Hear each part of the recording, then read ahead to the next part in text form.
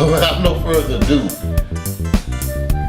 this gentleman, I come up here to sisters. Am I plugging sisters? Where I am. But anyway, wonderful guy, nice gentleman. We have stimulator talks all the time. One of many stimulator talks. Ladies and gentlemen, this is who? JaJa. This is who again? JaJa. One more time, you don't mind? JaJa. Give it up for JaJa, everybody.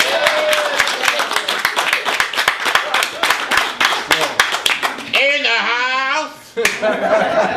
Lord have mercy. Oh, I have such a good time up here. Listen, Yeah. JaJa, tell us about yourself, my brother. Oh, it's not much to tell, but I'll tell you anyway. Go ahead. Basically, for the past several years, I've been doing body work, which is called shiatsu, and it's a form of therapeutic touch. Basically, what I do is I adjust the mechanism of the organs, the parasympathetic and sympathetic nervous system activity, and the energy of the organs. All the organs have energy and emotions, whether you believe it or not.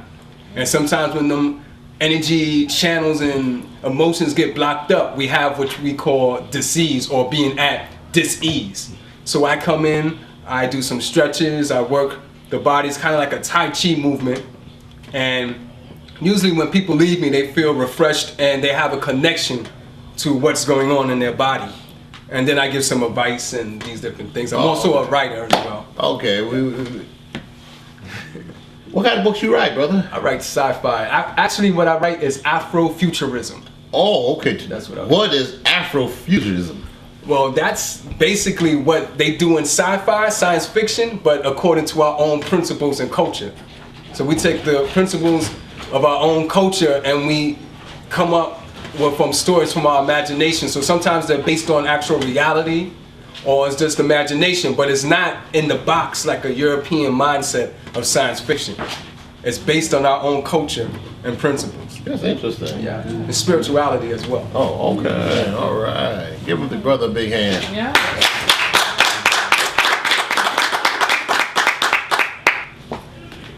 One of the topics that we were kicking around and we were talking about, and it affects people one way, that affects everyone out here and the viewing audience.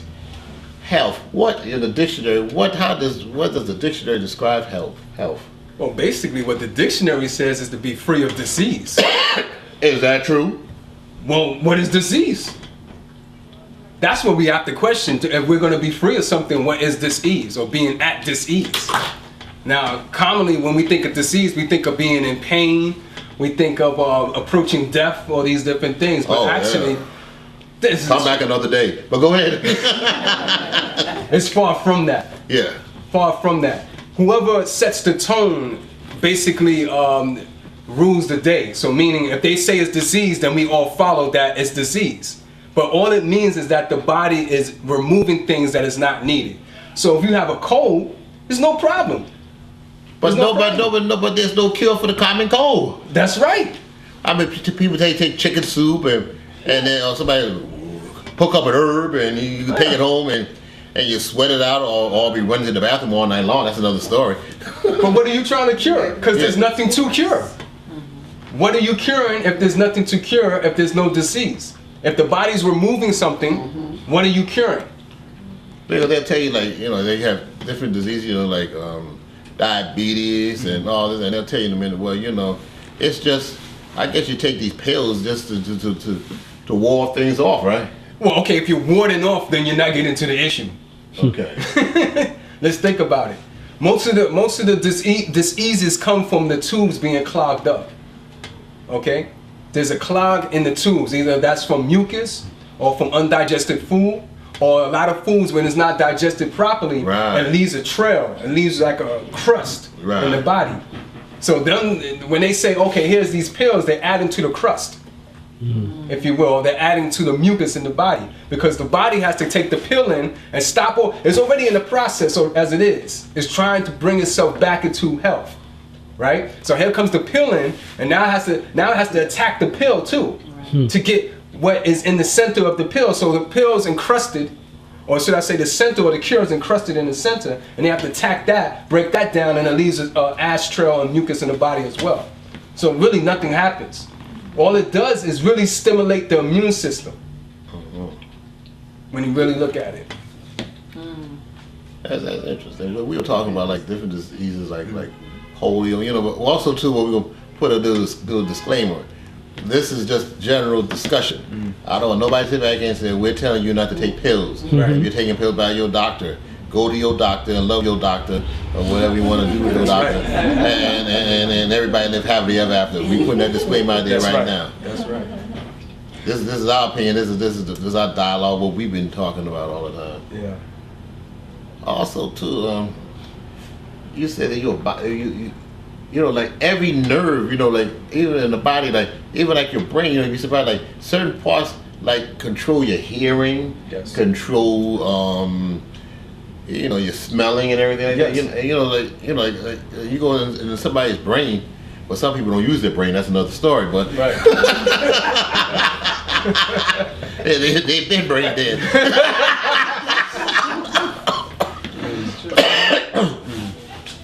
But it controls it. There's something, even when you take medicines, it controls it one way or the other too, right? Right, but one way or the other, it throws you off. Okay. Because remember, the body's on its natural track to bring you into order, right? So, you know, if you get something that's triggering something to happen, it's outside of that natural effect. You're taking it off base. But they always say, like, you know, like they say, well, you know, you had this particular disease, there's a cure for, there's no cure for it. But then again, they sit back here, as I said before, you know, doctoring you up with all that, you know, as Aretha said, Frankie said, that Dr. Feelgood filled me up with all them pills. Wow. Well, here's something to think about. Remember in our discussion when I said there's no cure for death either? That's true. You cannot cure death. No. Or what we say is a transition to another life, if you believe in that. Yes. So then that should really take a lot of weight off, right? Yeah. So life is everlasting, right? Okay. So then they tell you, they say, you know, and they're kind. They want to help, right? Yeah. And they say, okay, there's no cure for this, but we could put your loved one on life support, right? So now it's kind of a conflict. But that's prolonging it, and in agony, you know, it's like, oh my God, you know, how long it can take it, you know, oh my goodness. So what kind of life are you supporting at that point? They're supporting the hospital, whoever make money of your life. Right. And there's nothing. The hospital serves its purpose. Serves its purpose now. Right. There's no issue with that. But it's what we have to do. What we want to do is start asking these questions. What is health? What is disease? What quantifies health? Yeah. And is health measurable? I mean, is health measurable? Can we measure health? Is it a 0 to 100 scale or a 0 to 1,000 scale that you have to be at? Or, okay, in order to be healthy, you have to be at 900? I mean, is there? No. There's really no answer, because there's none. You know, some of the doctors send me stuff in the mail and say, oh, you know, you're high, you had this, and you know. And I told them straight up, said, yo, you know there ain't no cure for it. Well, here's something else. And then they sit back here and they try to hurry you too. You know what I mean? Like the last doctor I had, he sit back here and told me, he said, well, I'm gonna have to leave this position. I said, well, why? Why you leave this position? He said, because the clinic is hurrying me. They putting me on a time clock. Right. To turn over the money. Yeah. Well. Of course, there's a time clock. You know, if they don't get you to take it in this amount of time, what they're prescribing may not work, so they have to prescribe something bigger and stronger. Yeah, I remember listening to this. I remember I said, look, I don't know how to work this particular machine. Oh, well, one of my nurses assistants, you know, looked like girlfriend was getting ready to go home. She wasn't worried about me. She wasn't getting ready to, here, you do it this way. They ain't had no patience. Right. You can't have no patience with a senior. Well, they don't have any patience for their patients. No. But here's the interesting thing. I don't know under this new plan that they have. I won't mention the name. I ain't give nobody no equal time. This other plan, if it's the same thing that we're getting now, they can keep it. I'll make that other plan off the air. Which they might throw out. You know, but like other countries too. You know, you go to other countries, they have, you know, like healthcare. I mean, they real life healthcare. Nobody trying to make a buck. Right. It's free in some countries. Yeah, it's free. And people say, well, you know, that's why I break it down because it's free. You know, and all. You know, no, I don't know. Yeah, we have to really, you know, we have to determine what is health for us. Yeah. Can I say something? Yeah. I think health is the operation of your mental processes. Yes. And your physical processes. Right, because if you sit back here and program yourself, well, I feel lousy. You say that a couple of hundred times, you gonna feel lousy. Yeah, exactly. And then you know what comes into play? What? The food. Oh, yeah. The food. If you feel lousy, you need to have a food to pick you up. Yeah. You need to have chocolate to pick you up. Because chocolate releases endorphins. Yeah. Right? But at the same point, if you exercise releases endorphins naturally. So we're drugging ourselves. You know, like you said, if you think lousy, you'll be lousy. That's, you know, mind over matter. On that note, I would like to thank you so much.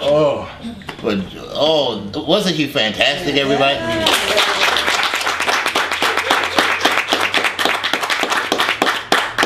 See, now these are the kind of shows, you see, we try to have a show that stimulates your mind.